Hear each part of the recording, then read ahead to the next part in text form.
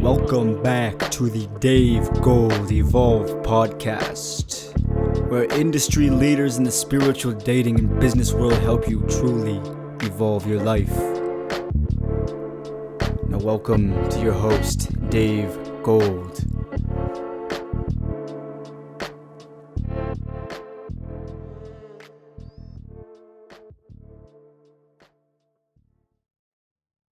Yo guys, quick break from the podcast to give a shout out to our two sponsors. First, go to Self Love Army on Facebook for a truly eye-opening experience.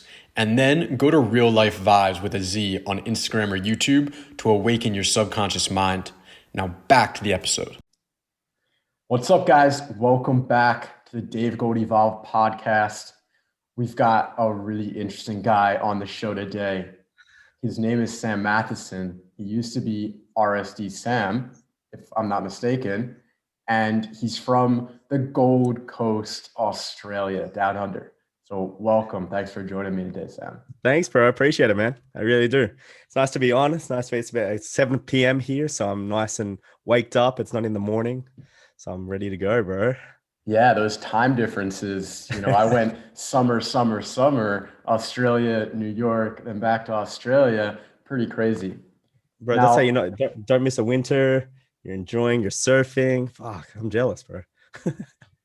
What's it been like right now during the lockdown? I know Australia had a more extended lockdown, and then getting back into, I see you've been going out more. Yeah, bro. Yeah, not gonna lie. Like Melbourne pretty much took the heat of it. Melbourne has been like completely like just bad. But apart from that, where I am, so I was in Sydney. Sydney was like, it was pretty bad lockdown. Again, lockdown everywhere's the same. It's like everyone wants to stay indoors. Everyone doesn't really, want to spread it. Everyone wants to do the right thing. Okay. Everyone's like, deep down, everyone does want to do the right thing, but there's an extent where it's just like, you know what, like I just want, I want to experience life and it sucks. So when there was a point where it was like, okay, well, I start to see it, start evolving to where it's like getting better. Then, I started to, do some more stuff with some more people and stuff, obviously to the restrictions and everything like that. But yeah, where I was in the Gold Coast, it was absolutely perfect. Nothing happened, and then it just started like slowly starting to come back. And then as of 2 days ago, I think it was, we're allowed 200 people in the club now. So where I'm at is one of the best places in the world that, COVID didn't hit very much at all. So we're loving it over here. We really do. You got to be super exclusive VIP to get into those 200 person clubs. Basically, bro, when the clubs open, there was like 50 people max, right? So the bottle service, you had to get bottle service just to go in the club, right? Yeah. And yeah, they were charging $2,500 minimum, and then upwards of $5-6 just to get in, and then you're segregated in your small corner. So yeah, that was interesting. That was a little bit of dealing with that. Obviously, I didn't pay for the $5,000-6,000 for the bottle service, but yeah, it's been interesting, bro. Well, what do you think of that? So I know The Economist wrote a piece about guys that drop 50, 100, 200K on bottles and on like the VIP nightlife. What's your opinion of that? Like people that go out dropping heaps of cash, and you told me that you were sober this weekend. Yeah, sober for the whole thing, bro. Yeah, the last 2 weekends, I've been completely sober, and then I've been into like 3 or 4 boosts in that sort of time. Obviously, it's free drinks, so I'll have 1 or 2. I don't really get like too paralytic or too drunk, is what we say. Paralytic is just another term. But yeah, what I've definitely seen is like, it depending on your geographical location, the bottle experience is better in certain environments, right? So a social hierarchy where money is more of a metric or more of a cue of social status. Where I am, the Gold Coast, a lot of vanity comes in. So yeah, 100%, it's like girls are like liking that. They don't want to really talk to you unless you're flaunting it and stuff like that. So what I see there is just the way that people have been brought up in these sort of scenarios. The Gold Coast, which I'm in, it is more of a flaunt it. That's how you get people to connect with you, which is different, definitely different than Sydney. Sydney, it was only 800 kilometers away, completely different mindset, completely different metrics. And a lot of the time too, it's just the general population. Where I am, it's only 300,000 people. Sydney's obviously millions, right? So it's just different. No one, when people like 2-3 million, the amount of people that are mega wealthy is very limited compared to the whole pool of the 2 million. Here, it's a lot more, say if there was like, 30,000 people that are mega wealthy out of a 300,000 person town, basically, that's 10% of the town is wealthy. So the clubs want to cash in and all those things. But in the end of the day, it doesn't really matter. It doesn't, the whole COVID, bro, it was just, it was cool to be around people, but it was just like, you couldn't really connect with new people, so it was hindrance. It wasn't as amazing as everyone thought it was. Yeah. So, you talked about it just now. It doesn't really matter. And you have a lot of experience in this world of social dynamics. So let's take it back now and let's get a little bit of a rundown, because I know when I stumbled upon you on social media, on like Instagram and Facebook, I wasn't exactly sure who you were. Okay. And I kind of like that about people sometimes, not flaunting who they are or throwing it in your face. Okay. Get to know them, see what their background is. And I learned that you have some incredible stories. So where did it all begin and how did it bring you to where you're at today? Yeah, bro, I'll give you a sort of a quick, long breakdown of it. So basically, when I was young, when I was about 2 or 3, I started getting into golf, right? So I wasn't pushed. It was just what I wanted to do as a young kid. So I played golf for, it ends up at 23 years I've been playing, wanted to be a professional. And in that time, if anyone knows any sport, it's kind of isolating. Sport is isolating as it itself, especially golf. And you're only connecting with 60, 70-year-old, 80-year-olds. So I could talk to them, but I could never talk to anyone else my age. And I was like, what? Like, I never knew why. And then anyone that was in my life, it was them choosing to be in my life, never me attracting them in my life or anything like that, even just friends and stuff. So I finally got a girlfriend at the age of like 18, and I hadn't had much experience with anything. And I was a shy kid, very insecure, used to get bullied in school, and all of that, sort of bottled up. And then I first got a girlfriend, it was great. And then I got broken up with on Christmas Eve. So spiraling down, a lot of depression, a lot of sort of starting to get into more numbing sort of stuff. A lot of people do, they start popping pills. And one of the biggest things that I started popping was like sleeping tablets. So I started to get sleeping tablets. And I actually haven't told you this story. So what happened was I spiraled down in depression, and I literally couldn't get out of this downward spiral. I literally couldn't. If anyone feels like that, they can relate. You nothing is working, nothing is numbing you. It's just like the same day over and over, like Groundhog Day. And end up like I was one day, I used to have to go to a different pharmacy every day to get a refill of what I was, which was Restavit. It's a sleeping drug, because I couldn't sleep. I had like mad insomnia. And what happened was one day I laid it all out. I got to different pharmacies. I went to 5 different pharmacies I've never gone to, like 30-minute drives to go to the pharmacy. Laid it all out. Was like, this is it. I'm going to end it, right? I'm going to end my life. I took the water bottle. I was like, you know what? I'll do 20 minutes of YouTube, right? I'll do 20 minutes. And I've told this story before, if anyone knows of it, back in the RSD days. And I actually stumbled across an Owen video. So Owen from Real Social Dynamics. And I watched it, and I watched another one. And then I put all the drugs in the bin. I decided not to kill myself, obviously. And I spent the next 3 days just completely awake, just watching every RSD video there was. Just my mind, my reality had been blown apart, right? And then I was like, this is, I had a whole different mindset to the world. And then I watched every video from that. I literally watched every single RSD video. A free tour came about. I then got into the free tour. I was there, it blew my mind again. And then after that free tour, I did my first kind of cold approach, where I approached someone. And then from there, I dedicated the next 9 to 12 months. It was a long period. A lot of emotions were coming up in that period. So it's kind of, it's still fresh, but it's still also in the back of my mind. And then I flew over to Miami, asked Owen to be an intern for Owen for almost like 2 years, a year and a bit, and then became an RSD instructor from there. So yeah, that was the journey up into there. And then from there, it's gone on. I went to university from there. And then, as you said, I wasn't really trying to push it. I was in a relationship, ended up getting out, the relationship ended. And then from there, I just spent the next kind of year trying to find myself, and then finally found myself back into giving back to the world. I kind of had an experience where I told you, where I took 3 days. I fasted for 3 days. I detoxed from all social media. I didn't have my phone. I didn't talk to anyone for 3 days. And I had this epiphany that a lot of the things that were happening to me was because I was taking instead of giving back to the world.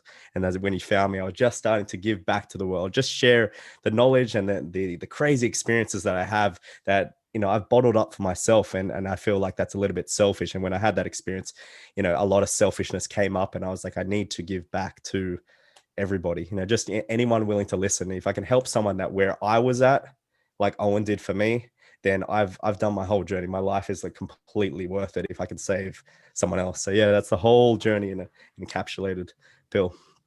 Yeah, well, I love the way that you break that down. And obviously I can relate. I've been through that, dark times of Yeah. depression and addiction and anxiety and trying to break free from what I was going through, and also use personal development and game to really, expedite that process and get me out of my comfort zone. But Mm. you have an inside look at your mentor, at your, Yeah, pretty much. guru in a sense. So Mm. what was that like when you went to Miami, told Owen that you wanted to work with him, and then started working with him for 2 years? Yeah, for sure. So a lot of the time, like even before I was like, I was in Sydney, and I was like, yeah, I'm gonna do this. My buddy was like, what? Hang on, what? And I was like, yeah, I'm gonna go do it. It's gonna be great. He's like, what if he says no? But that didn't even cross out of my mind. It was like I was so determined to just go there, and just there was just no in my head. I was just like, that's what's gonna be. That's what's gonna happen. And there's no other way it's going to happen. And so basically, the whole experience is that me and Owen had a conversation in a spa in Miami after a long night of boot camp. I did pay for a boot camp, so I did invest so I could actually get that one-on-one time with him. And yeah, we had a great talk. We related on a lot of topics, and then from there, it was just like we connected. You know what I mean? A lot of the time when you and like if you're trying to get a mentee or a mentor, a lot of the time you really have to connect. It's hard. You can't force that. It's very organic. And so that was a very organic kind of synergy between us. And from there, yeah. Then again, a couple of weeks later, I flew back to a week later, I flew back to Australia, and then a couple of weeks later, I flew back to LA. And You then have to do both, as you just said. A lot of Mhm. times you do need to invest and then get Mhm. that one-on-one time with that person that you want to, connect with on a deeper level, and Yeah, then for sure. open up and see whether there's some chemistry there. And I've Yeah, a seen lot. that myself multiple times with the people who have, expanded my consciousness and reach and potential the most. Okay. And now Mm, I see that it happened the same way with you, which is pretty yeah. crazy. So Well, a great example of this is like you talk to a celebrity, right? So in yeah. LA, well, obviously maybe not everyone has celebrities walking around, but in LA there are two people. So the first one is called Vic Mensa, and he was Kanye West prodigy. He's obviously very disgraced because he said some bad comments. And then there was another person called Jean-Claude Van Damme, Mhm. obviously worked with Bruce Lee, idol of mine. And two things that I did. So my first day there, I'm like, oh my god, these celebrities so cool. Went up to him, I'm like, Mr. Claude Van Damme, can I get a photo? And I noticed something, and I noticed the twinkle in their eye go. And then I was like, oh, and the same thing happened with Vic Mensa. And I was like, oh, why did the twinkle go? And then I realized a mentor and a celebrity are very similar because they have a lot of people, a lot of validation coming up to them, right? And Yep. when you ask for a photo, you get put into a fan category. Mhm. And so what it is that the person knows that you have this like ideology, or like basically this image in your head of how great this person is, right?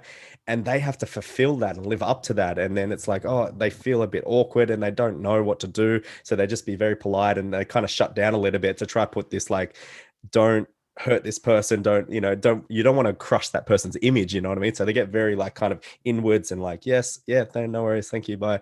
So there's that image, and then you go another image where you don't ask for a photograph and they're a little bit more open, and then you Mhm. do that, you invest in someone and you see them actually open up, and you can actually have a real conversation with them because there obviously is a back and forth. You've given them value and they've got to give you value in exchange for money and stuff like that. If you can do that mentorship, that was a crazy thing that I saw. So I started implementing that with a few celebrities and just offering to go up. I ran into Ray Shrimmer, Sway Lee, basically big artist, said we've got a house, and you could instantly see when you offered a bit of value to them or offered something instead of just taking from them, this whole different persona came out. They could relax, and a lot of time that's what happens. We put them on like such a pedestal, they get so up, and they're like, oh shit. But if you can make them relax, they will open up and you will get the real person, which is kind of cool. Well, this is really networking 101. Some 100%. something that, a lot of people ask me, how am I able to connect with so many people in different Mm. spheres and in different circles in the world? And a lot of it has to do with the way in which we start the conversation, the way in which I frame the conversation, and also challenge them on certain things. Okay, so they may say to me, or frame me as, oh, this guy's just going to be another fan or student.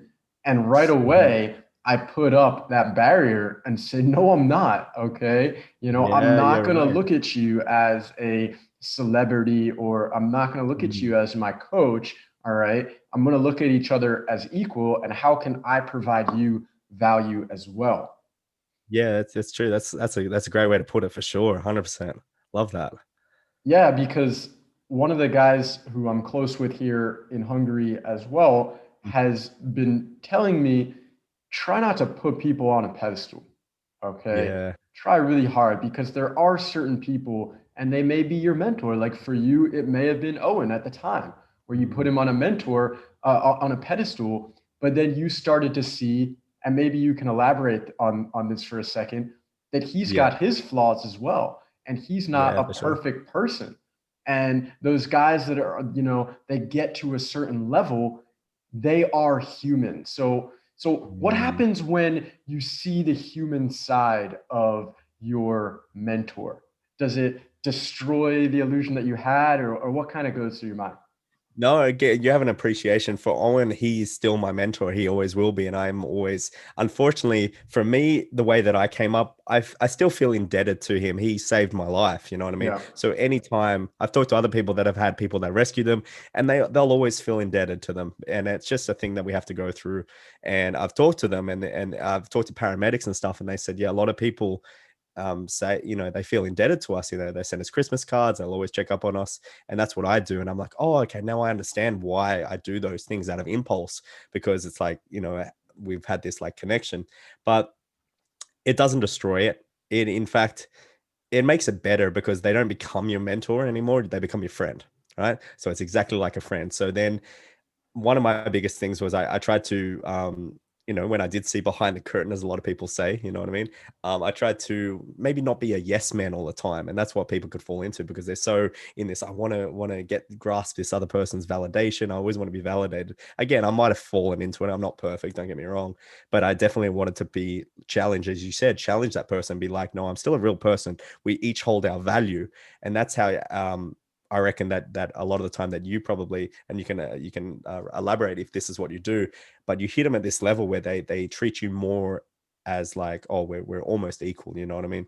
So they fit they it's a weird sort of energy that they give off. You know what I mean? They It is don't it is just treat better. you as an equal, they also look at you as someone that is intriguing, that they want to Definitely, yeah, get to know better, yeah, that, for sure.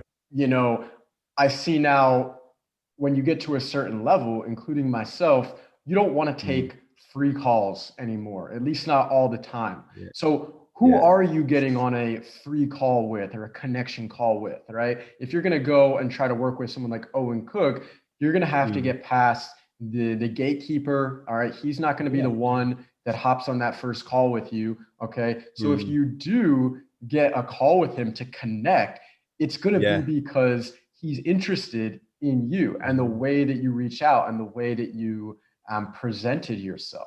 Okay. yeah, Now, 100%. with that being said, a lot of times people reject themselves before they can even get into that position. So, Mm. as you've gone through so much experience in the dating world, how do Yeah. you see guys rejecting themselves before they even talk to a girl online or in person? Yeah, for sure. A lot of the communication, a lot of the words they use, definitely. What even one today when I was talking to my employee, she was writing something, and then I noticed in the script that she was writing, she had hope. Like, I hope this, I hope that, I hope this. And I was telling her, I was like, hey, you can't write hope, you can't write that word, because it's so unsure and it's so wavy in your communication. You're like, oh, I hope this helps, I hope this, I hope that, you got to be more sure of yourself. And Mm. she was like, oh, okay, like I understand you, blah, blah, blah. So that's a great example. But a lot of the time, yeah, in that sort of scenario, it's like you'll see people's characteristics change a tremendous amount. They start being very reactive instead of proactive, and that's a great one. And it takes, you can say that and people can understand, oh, okay, be more proactive, but to really internalize that stuff is so multifaceted, so complex in different scenarios. And a lot of the time, sometimes we can't always be perfect. Don't get me wrong. You know what I mean? Some scenarios, they just play out wrong, or, you know, we've got the bad luck of the draw. But I definitely say that, like, a big thing that I've seen is that, yeah, a lot of people do change because their control of their emotions is not there. You know what I mean? When they do feel a certain emotion, they can't manipulate that. So if they feel sort of nervous or uneasy, they can't manipulate that into more of an excitement or something. Try to see the positive, try to reframe themselves. So they're the things that I do a lot of the time, that I might tell someone. I'm like, okay, well, you know, you might be having these kind of things. Like anxiety is a great one. So if you have anxiety, it mimics the exact emotions, the exact feelings, and mimic excitement. You know, it's the exact same feeling, exact same emotion. So just start labeling it as excitement rather than anxious. And you'll see when someone, you know, it sort of hits them, and then it actually clicks with them, and then they understand it, and you can see it in their eyes a little bit more. So I definitely think it's a lot more of those kind of things too that happen with people. Yeah, emotions are interesting because the way in which we react and engage with our emotions, I think, really dictates and determines how we interact with the world, okay? And the belief system that we have in ourselves. And what you say is, you know, exchange that anxiety for excitement, all right? Something that I've learned this year is exchange that uncomfortable emotion and just start to love it, or don't even exchange it, just start to love it, just start to enjoy it, okay, in a sense, and really dive deep into why you're not loving that fear. Yesterday, I was climbing up this rock in Budapest, and I have a little bit of anxiety of heights, even though I was in the paratroopers in the army and I jumped out of a plane a few times. I still, when I get up on that rock, all right, and there's no like real bars, it's just like a real rock that you're climbing up. Okay, you'll probably see the picture in a few days. And you look out, and there is just this expanse of nothingness, okay, in the city all around, and the space in the sky. And I'm just like, oh shit, this is scary. But that's crazy. I'm just like, all right, I love this. I'm going to do it, and it's going to be worth it. And I think that if there are guys that are listening to this right now that are going through something difficult, whether that's trying to change the circumstances of their life, go and approach, you know, a beautiful girl, whether it's online or in person, instead of looking at that as a fear-based scenario, how about you change it to a love-based scenario where you're just projecting your love instead of your fear, and then the energy that you're putting out to the world is going to be a much more positive one. So you're going to get a much more positive reaction, okay, back in return. Yeah, it's crazy that you went through the rock, because I was actually thinking about it today. A lot of times, say if you're doing bench press, right? And you're trying to get a PB on a bench press or the gym, a lot of the time when you improve your grip strength, your core strength, and your back, you actually improve your bench press, right? So a lot of it's indirect. So yeah, I love how you challenge yourself to climb the rock, right? Which it has nothing to do. It's not even related. But then again, internally, it's completely related, because you're conquering anxiety, you're pushing through adversity. Even when you feel a bit like sort of, like you're still performing at like peak level when you have all these emotions going on. So a lot of the time it's so indirect. Some of the things, one of the things that I do, it reminded me, I used to jump over this gap, and it was a big gap. I was pretty scared, and I always used to get it because I'd put 100% of the effort. Like I just don't half-ass it, you know, put 100% effort into it. It's just like parkour. Oh, it was just thing ages ago, 2000 and it was a long time ago. But basically, pretty much, I used to jump it because I just was a little scared of it. As you said, heights is a great one. You know what I mean? Or you know, different uncomfortable things, singing, or you know, I used to like, you know, I sing in the shower all the time, even though it's uncomfortable. There could be like 50 people outside. I'd still sing in the shower. Sam, what are you singing in the shower? I'm singing the 50s, bro. I love it. So for my vocal tonality, this is a thing that I discovered. I love singing the 50s because they have so much vocal dynamics in it. Elvis to Frank Sinatra to, you know, Louis Armstrong, all these kind of ranges. And I sing it for my voice. lights off, steam everywhere. Yeah, it's a cool little thing I do. Well, Yeah, so, I mean, I think we can dive down that rabbit hole for a second. yeah, for sure. How important vocal tonality is Mm. when you're speaking to your partner, your Oh yeah. family, your business, Mm. employees or the clients that you work with, and also when you're trying to meet and attract, some beautiful romantic relationship into your life. And Yeah, absolutely. the thing is that people they don't understand is that you can really change the Mm. tone of your voice. Oh, Something that I've 100%. really struggled with actually in life. Okay. The tone, the way in which I speak, and sometimes it's been portrayed as weak, okay, Mhm. or fake, or Yeah, right. Okay. whatever someone wanted to label it as. And maybe that's because when I was growing up, I didn't put any effort into this. I didn't even know about it. And then I had to make that conscious effort to try to start to change it. And Yeah. so it's not something that is 100% natural to me. But when I Yeah. realized that I could speak with a deeper, slower voice and be more powerful with my words, my whole Mm. world would start to change. So, how That's good. about you take it away for a second? And what do you teach your students about vocal tonality?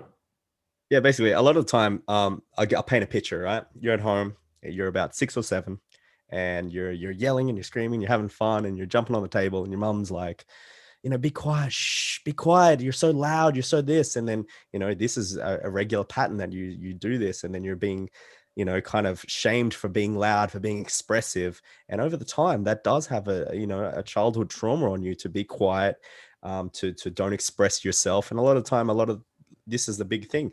The only reason why I say that is because this is what happened to me. My mom would say, I've got good hearing, like you don't have to yell. So she'd want me to talk really softly, and it's okay to talk softly, but then it's not good when you're talking to anyone else, right? So I was like, okay, so I understood this, and I made a conscious effort to change that whole belief. And even to this day, my mom still tries to do it, like, oh, be quiet, be quiet. And I still just contradict her and speak exactly how I want to. Because number one, it's like vocal tonality, vocal projection, any sort of like expression comes down to 3 categories. It's the pace, which you were talking about, the pace at which you say words. So I could talk really like this, which is fast, or I could talk with much more poise and presence, so slow. There's expression, which is your energy, how expressive you are. I even bring in the hands. The hands is part of the vocal tonality. You see Italians do it all the time. They're always talking. If that's how you need to get your rhythm, by all means use your hands. You know what I mean? And then a lot of the time it is that vocal dynamic range in terms of getting out of that monotone, just one, tonality. Again, everyone can do it. You can use, monotone voice if that's what you are, but I definitely recommend changing that, which is going your highs, your lows. And then I teach my guys to obviously sing. It doesn't matter how bad you are, how good you are. Singing in general is great for strengthening that voice. And you'll notice over time, it's like when I first started doing it, I've been doing it since I first learned about RSD, which is back in the day. And I've been singing ever since. And I can definitely say, like, I don't have the most booming voice. Don't get me wrong. I have a good voice. Even last night I met this German dude, and wow, it was as if there's like a bloody like siren right here. Hey mate, I was like, Jesus. His baseline normal is so loud to everybody else, right? But which is great because he goes in the nightclub and everyone can hear him. You know what I mean? Or he calls down someone, oh, excuse me. And it's just so booming, you know what I mean? But his base level. And I asked him, I was like, did anyone tell you to shut up? And he was like, oh, no, we used to live on a farm. And in order for my parents to think, we'd have to yell to each other. So I'm like, oh, this whole childhood thing has come back where he was encouraged to yell because that's how they would communicate over the farm. So this is how he developed this voice. I'm noticing a lot more, and I'm going to be doing more research on the first couple of years, whether you're told to shut up and be quiet or encouraged to be loud and expressive, whether that has a big detrimental effect on how your voice is as you get on later in life. Mhm. So yeah, it was a real cool thing that I noticed even yesterday. So I'm always learning and trying to test it and then understand more about it. Yeah, man, I can definitely relate to you because when I was growing up, there was a lot of arguing in my family. Okay. A Right. lot of bickering, screaming. And for me, it was like, I think that was what made me kind of more introverted. I just wanted to Mhm. go upstairs and just be alone. My creative outlet at the time was playing tennis. So Yeah. I would just play tennis against the wall or go to the tournament or go play with my friends. Even playing video games to try to drown out the loud noises that are around Yeah. you. And I see that in certain households growing up, that tone of the way in which your parents speak to you, but also the way in which they speak to each other, will have such Yeah. a drastic effect on the way in which you then interact with the world. Okay. And the Mm. way you characterize your tone with others, whether it's going to be a more soft one or a more dominant one, or whether you're going to speak really fast or whether you're going to speak, at a pretty normal or slow pace. So what was it Yeah. like? You told me that you have an interesting kind of background with your family. What was it like growing up in your Yeah, it's very different. It was kind of like my mom and dad were never together, so I was completely born out of wedlock, and they were never together. And then I had the polar opposite with my grandparents, who were a big part of my life, but they were together. They're still together 65 years. They're going strong. This is the 66th, and I'm like, wow. So it's so polarizing, polar opposites. You know what I mean?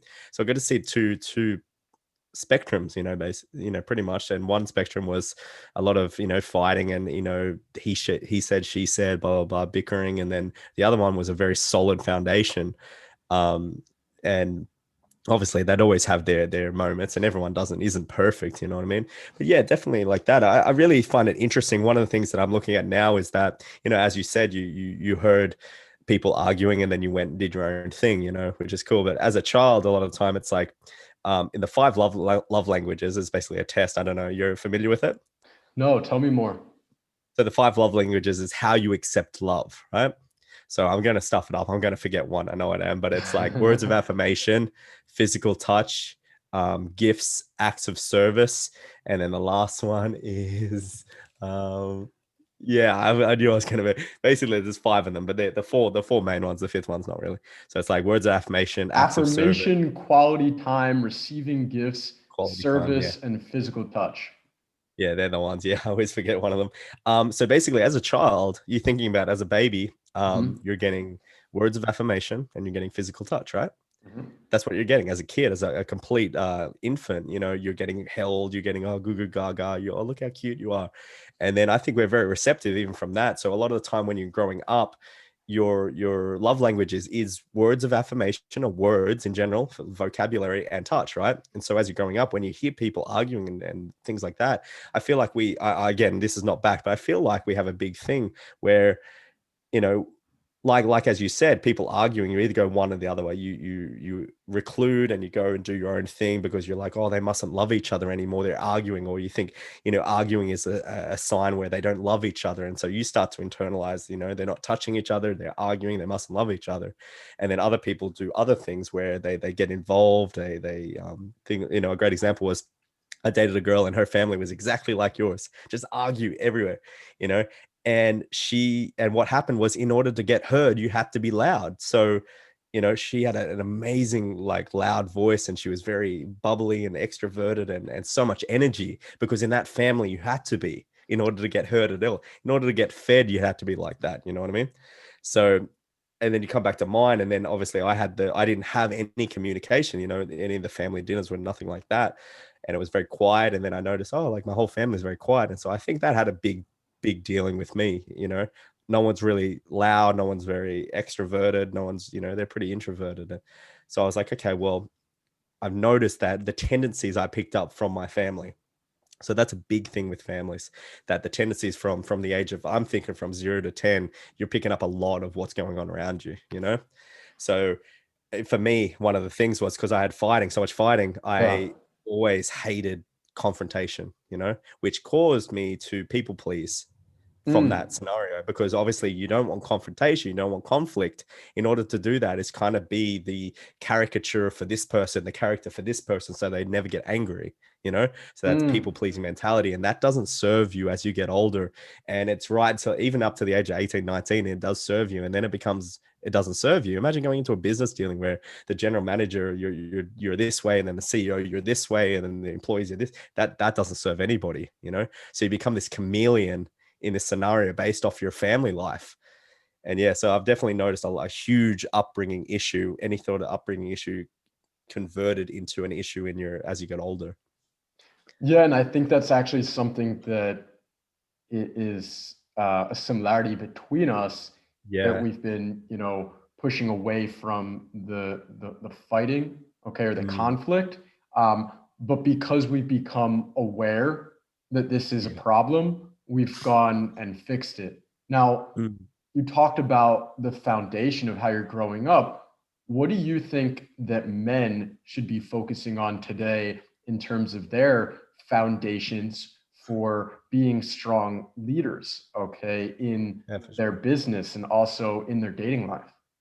Yeah, I think a lot of the time it comes down again to that childhood. You know, if you did have an absent father and you didn't have a masculine role model, a male role model, and you're a male, a lot of the time what I've seen is that they need to find something. They need to find that mentor, and they do end up finding something because they're always searching for it.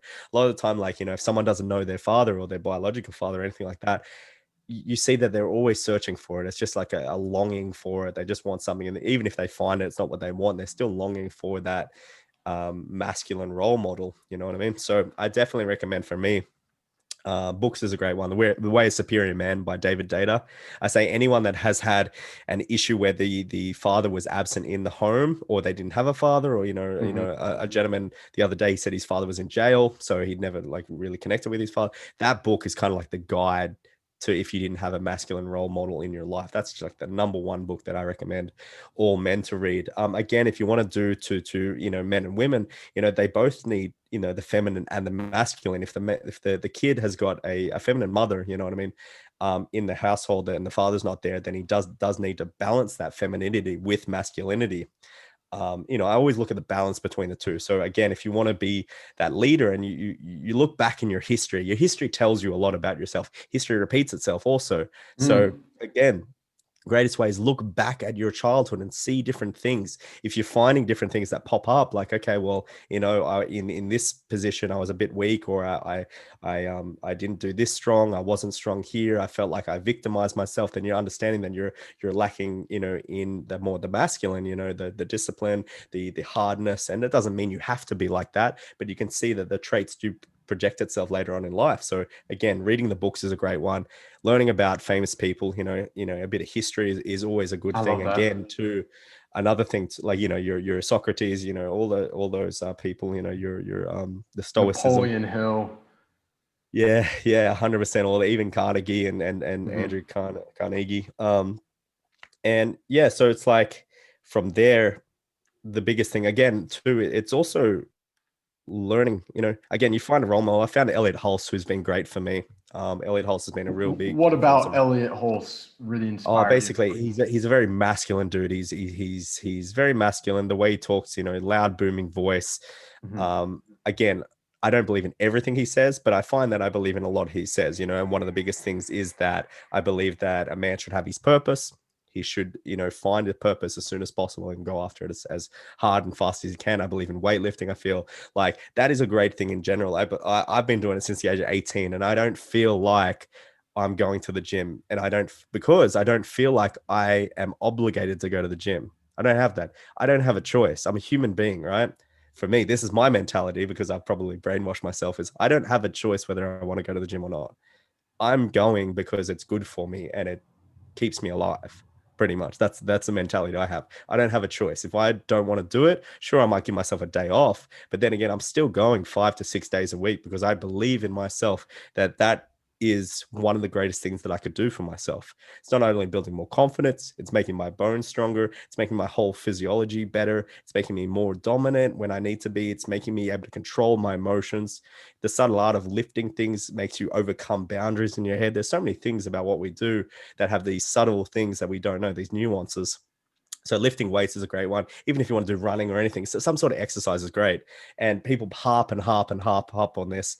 But, you know, one of the things that I did when I first had a breakup, Elliot was saying, was that you need to start sprinting. And I was like, what is this? You know what I mean? When you go through any sort of breakup, and he talks about that the heart has these tendons and they're so connected to the other person. So you need to make the heart beat as hard and fast as you can and feel it. And all these kind of things, signs pointed to that. An idea that I've been having at the moment is that if you're ever going through a breakup, it's almost like your body is connected energetically to the person. And by ripping the body apart through exercise and running and all sorts of things, you're literally creating a new version of yourself, but you're also ripping apart the old version that's connected to the other person. You know what I mean? And that's why a lot of people after a breakup do go to more fitness orientated stuff. And I believe if you're not doing that, you should be doing that. So Fuck, yeah, man, that was great. That was a really great soundbite right there.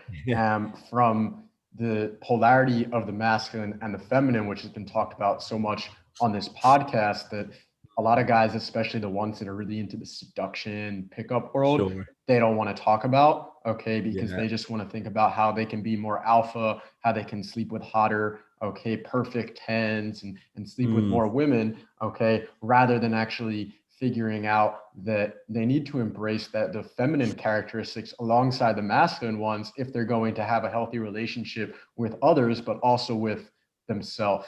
Okay. Oh, and then yeah. the other one was purpose, which is huge. That's something that, you know, I talk about a lot in my coaching.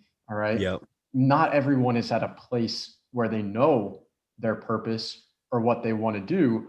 But when they get there, okay, they need to devote themselves to it. They need Yeah. to go all in. All right. And that's been the biggest shift for me this year. All right.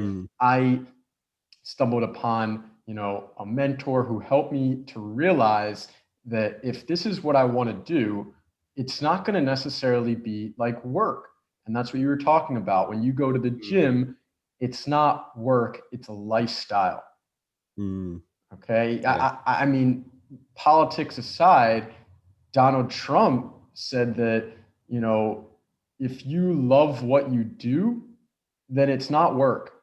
All right. Yeah. And so I'm really a firm believer in that, finding Mm. something that you love, because having an interview like this on topics Yeah. that I love to discuss, okay, Yeah. and then talking about these same topics with guys all over the world at different points in their journey. All right. Yeah. Sometimes they're students or soldiers or working their 9 to 5, and sometimes they're coaches in the consciousness or dating or spiritual world.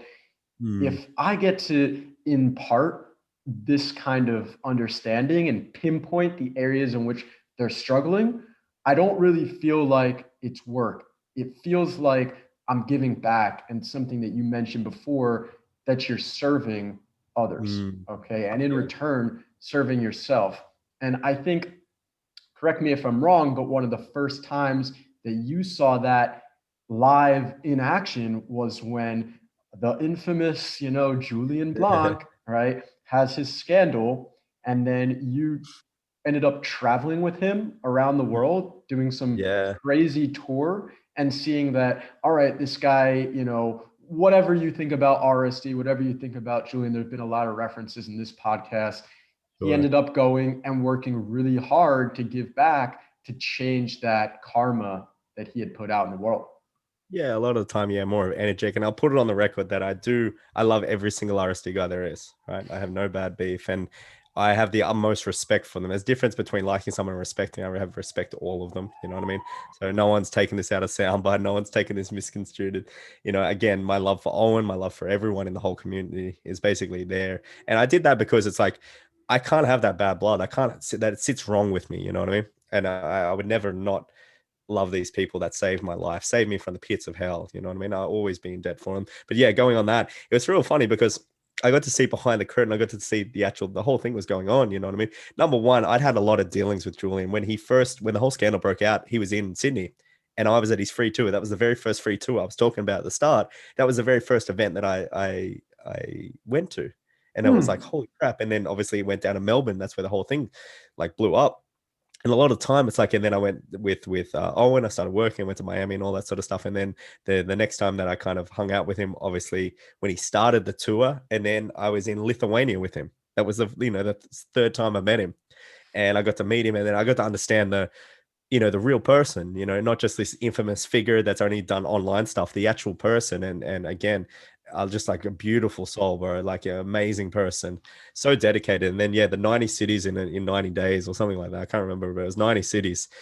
And it was more, I think he's talked about it, where it was more of a self thing. He wanted to prove to himself he was really, he still cared, he still did all these things, but it was more of a want to punish himself a little bit, because we were on, where you are in Hungary. I remember we did one tour and then we went straight to the train station, 19-hour train to Bucharest, Romania, did one there, did another. So we traveled through 30 countries in Europe or something like that, something crazy.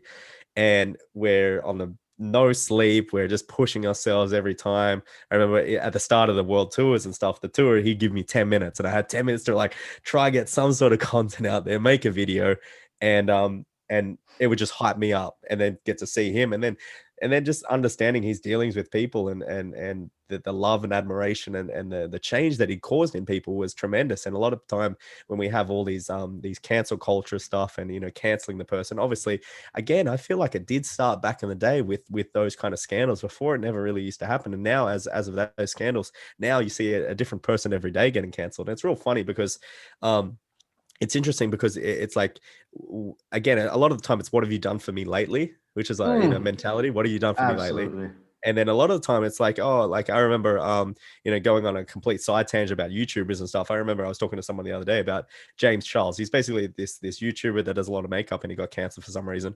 And then from there, I'm like, not to mention that this guy's done 348 videos before this, where it's teaching girls how to do like their makeup perfectly. And then you get another person that's canceled because they said some wrong word. And again, it's like, or, you see Kevin Hart getting cancer for even today, he put his baby in a bib that just said 0 fucks given, right?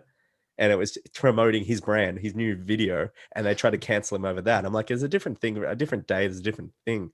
And it's like, again, they're not allowing people to improve themselves. It's all like, if you said something, 10 years ago, that's the person you are today. And it's not necessarily, we all make mistakes, and even the people doing that. And it's a great book that I just read. I'd love to be able to get it. See if I can remember. It's a book on shaming, basically. Public shaming. I was just going to say that what we've talked about on this podcast as well is how we've moved from the cancel culture into the shame culture. I'm showing my girlfriend Game of Thrones. We haven't gotten to that part yet. Okay. Yeah. But the shame culture is crazy. And it's just something that, I'm gonna love it, because I'm just all about that, unconditional love.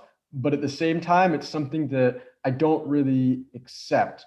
All right. So when I see, or I don't really respect it as well. So when I see someone do a screenshot of a DM or a post that someone made and then try to shame them, I know immediately that that's not someone that I want to be associated with. And I see it time and time again. It's very disheartening, to be honest. Yeah, it's crazy. It's also, to understand, always take whatever happens and take a step back from it. And a lot of people should do this and be like, okay, well, what's the energetic scenarios that are going on here? You know what I mean? Obviously, this person that's trying to, shame this person or do that is in an energetic bad place. No one does that unless they're in a bad place themselves. You know what I mean? So if you're shaming, you're getting shamed somehow in your life. And I definitely think that these people need some sort of help if they are doing that. A lot of the time someone said, if your son or daughter grows up to be making the YouTube videos instead of commenting bad things on the YouTube videos, you did it right, or something like that. That was one of the comments. But a lot of the time, people like this, they get, sort of validation. It gets them their glory that they want or something like that. And again, it comes down to human behavior, that people just want to be loved. People want to be, liked, respected, and all. It just comes down to human traits. You know what I mean? But it's interesting. It's such a dynamic world we live in right now. It's so different. You know what I mean? That like something minute comes out and people want to shame this person. Yet we went through a whole catastrophe of the fucking world. But that's more important, you know what I mean? And I take it on board, and I'm like, these people think they're living to fucking 400 years old with all this petty bullshit. Like, you have 70 years, 60 years max, if that, 50 at max, probably less than that. And you're actually like, you're on point, you've got 30. Basically, you got 30. From 20 to 50, you're actually okay body-wise. And then you're fucked after that. And it's like, you're using your time and energy for such bad resources, such petty bullshit. And I still see it everywhere. I'm like, if you get one of those boards, have you seen those boards that they're promoting on Facebook? It's like you cross off the weeks you live. Basically, it's 0 to 80 or something like that. And you have a look and you're like, holy shit, my life is like 3/4 of the way over. And every week it gets less and less and less. It's kind of that stoic philosophy of contemplating your death. And yeah, you're just like, holy shit, all right, I need to hustle hard. You know what I mean? But yeah, people are thinking they live to like a vampire's age or something. I don't know. It's just some sort of crazy shit that they're going on. Yeah, I don't know. I'm not sure if you know the vlogger Nas Daily. He was this Arab Israeli guy, who on his shirt it would say the percent of his life expectancy that he's lived. Damn. Right? And just to tie it back into the last point, even he, who was creating all these incredibly positive, loving videos about countries and people and stories all over the world, were shamed on Al Jazeera. All right. Yeah, and he put this video out that they were making one story in English that would be okay for the Western world, and then another story on the same subject in Arabic that would be shaming the person or the the situation, basically claiming that he was doing this Israeli propaganda. So it's really, really crazy to become a thought leader, or prominent figure these days, when you know that eventually it's almost inevitable. There's going to be some kind of backlash. Someone's going to be jealous. Someone's going to be negative. Someone's going to throw shade and hate at what you're doing. All right. And you're going to have to, somehow respond, whether that's silently or whether that's, standing up for yourself and explaining that what happened was wrong. What they did was wrong. So yeah, definitely. What's your approach to that? Do you usually like to just forget about it? Have you ever been, has anyone ever tried to throw shade? I had once. Okay. Yeah, I had once. It was on Twitter, and it was basically I made a video that I related men to gorillas. That was about it. And I was just like, well, technically, we're 97% or 98% or 99% gorillas. We're monkeys, obviously. So that really, I didn't understand that. They had a massive go at me for that, and I was like, okay, well, it's interesting. And then I've basically just watched, you know what I mean? And what they like and what the book was saying, it's by John, his name's John Sharman or John something like that. Which book was it? Called Shameless or something like that. I can get it up for you, actually. Let me get it up, because it actually is a really good book, and it's got some good points in it that really write home about not taking the shaming on. So you've been publicly shamed by John Ronson. So that's the book. And it talks about all just different scenarios where the person, how some people got shamed and then they took it on board, and then they identified with the shaming, and then other people that didn't identify it and would just continued on. And that's a great thing. Like, I know a great scenario, Justin Bieber got accused of like sexual assault, and then within 15 minutes or an hour, he had proof that he didn't do it. You know what I mean? So he acted fast and then continued on with his day, you know what I mean? Because obviously it was false. And then a lot of people that, also have, false things thrown at them and stuff like that, or, as your buddy did with that, if you stop and stay silent, a lot of the time that doesn't work anymore. They want answers. They want something, you know what I mean? So a lot of time, if you continue your day by day life, they want to in the book, they say they want to fuck up your day. Basically, they want to fuck up your life. They don't really care. They don't care. They have no care for you at all. And then they want to bring you up later as one of the people that they shamed. It's just one of the things that he talks about in the book. So if it doesn't impact you, you don't take the shaming on board. It kind of defeats them a little bit, which is in the book. Some people that did take the shaming on, they continuously like hounded them. And the people that didn't, they just gave up. It's like, oh, well, this person's not going to do it. On to the next one. Because a great thing is that in 72 hours, everyone's going to forget anyway. It lasts about 72 hours now. Even Tony Robbins was talking about this, and how some story came out, and he had Fox News write a piece saying that they were wrong about, making these false allegations. And to be honest, in my situation, when it happened to me this summer, Mm, okay, um, I made a video, okay, and a post about yeah, how, you should be careful about who you trust and who you call your friend, okay, because, if you're not careful, it may yeah, backfire in a sense. But yeah, at the same time, everything happens for a reason. All right. There really are no coincidences in life, very few. All right. yeah. But for the most part, that was it. I didn't really respond to him. And I saw that it really ate at him.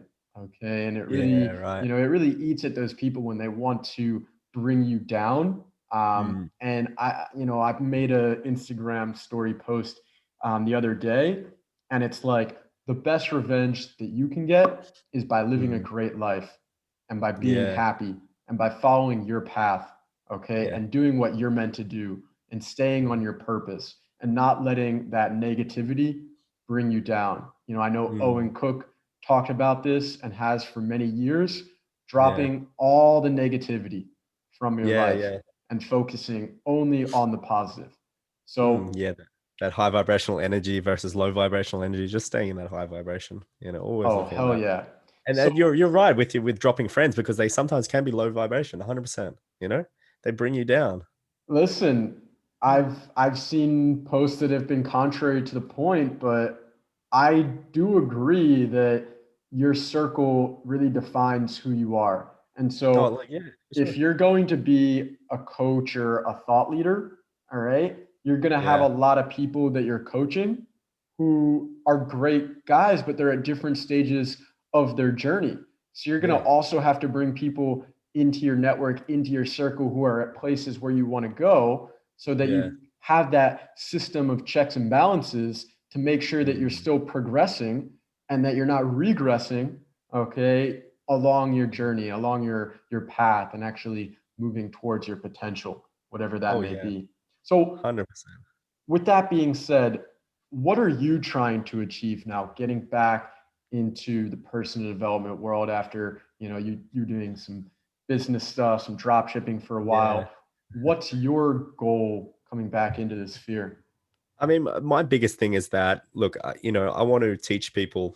Um, Again, that's all I want to give that back value, And I feel like anytime you're giving value, you're in like, you're making the world a better place. If you're giving good value, it comes from a high vibrational place, and you just want to help. So literally, all I do is want to help. Again, you have to, you know. Again, you can't kill the goose and take all the eggs that are inside because there's no eggs inside. You can't kill the goose. You got to let it go. But so you got to give and take value as it comes. You know what I mean? If you don't take any value and don't take any monetary money or anything like that, you end up not being able to promote what you want because you still need money to sustain yourself and stuff like that. So it is a balance between the two. I just want to give back. So a lot of the time it's like with me, I want to promote, sort of teaching people how to, the art of conversation communications is a big thing, revolutionizing the way that we can communicate through science and research and just giving back to the world. If I could change conversations or communication between people, just 1%, just make it much easier for someone to understand someone else. It's like, I've done my purpose. I've done, God's work. I've done a good thing. I'm not saying God's work, but I've done a good thing basically.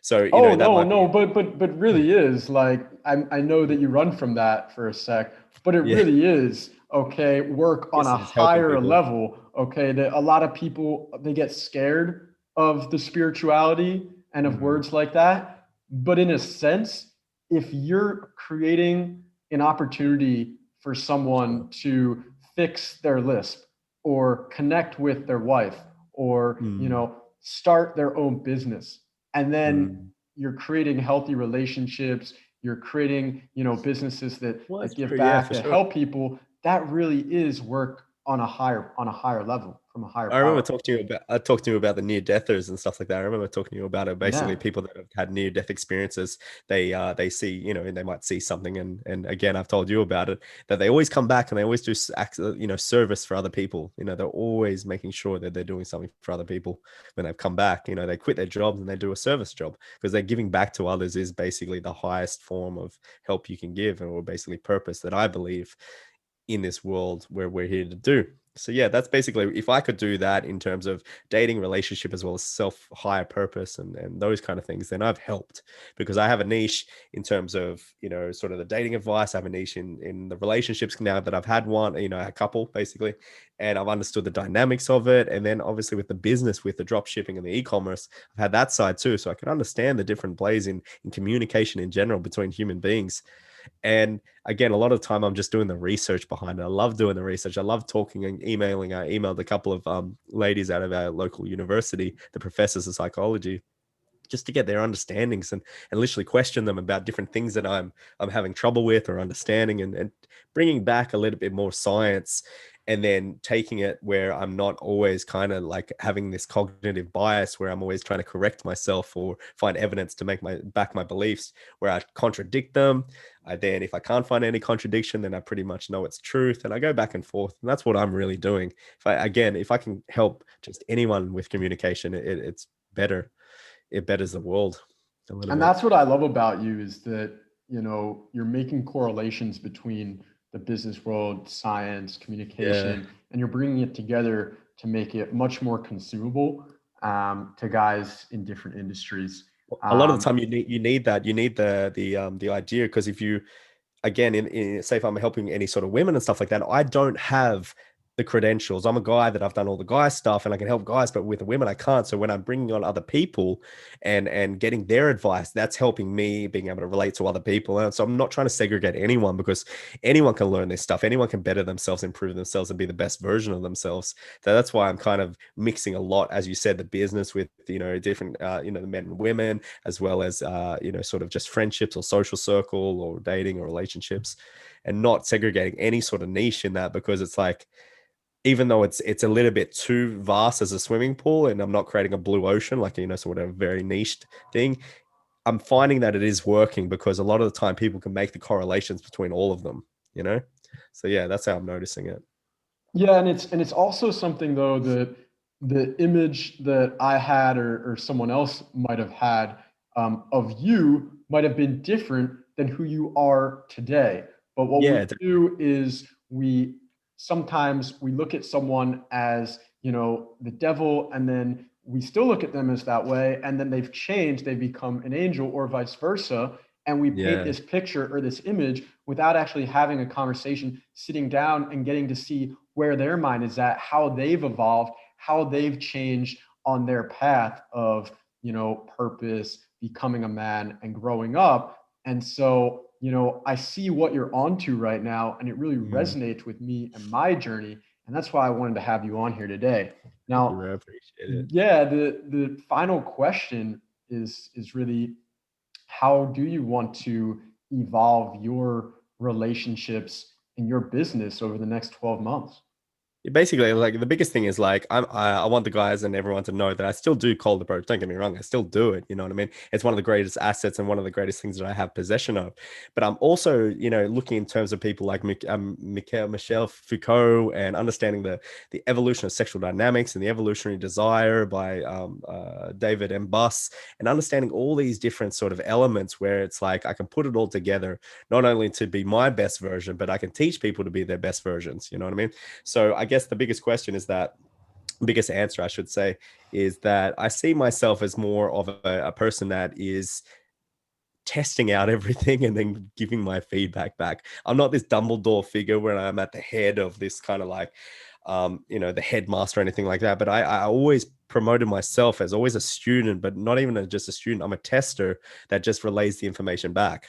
And that's the best way to look at yourself. Again, I've done it for a lot of years. I'm up to my 8th or 9th year in this kind of thing. So I've understood a lot more of it. But then again, it's like, if you say you know everything, then you know nothing. Boom. Pretty Ram much. Dass was talking about it as I was listening in the bathtub last night. Yeah.